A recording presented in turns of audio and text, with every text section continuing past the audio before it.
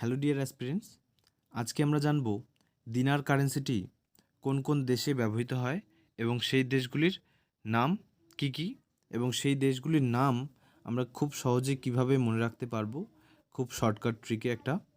তো সেটা নিয়ে আলোচনা করব। প্রথমে আমি দেশগুলোর নাম আলোচনা করছি, ঠিক আছে? দিনার।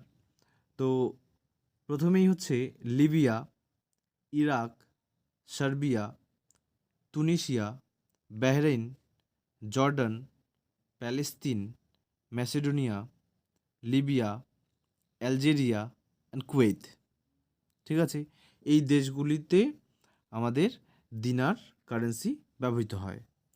এটা মনে রাখার খুব সহজ উপায় হচ্ছে, যদি আমরা বলি list of BJP MLA in Karnataka, আমি এখানে যেগুলো ক্যাপিটাল লেটার আছে সেগুলোর মিনিং হিসেবে আমি এটা বের করেছি, ঠিক আছে? তো এখানে লিস্ট, এগুলো ক্যাপিটাল আছে। L for Libya, I for Iraq, S for Serbia, T for Tunisia, ঠিক আছে? এরপর অফটা আমি স্মল লেটারে রেখেছি, এর কোনো মানে নেই।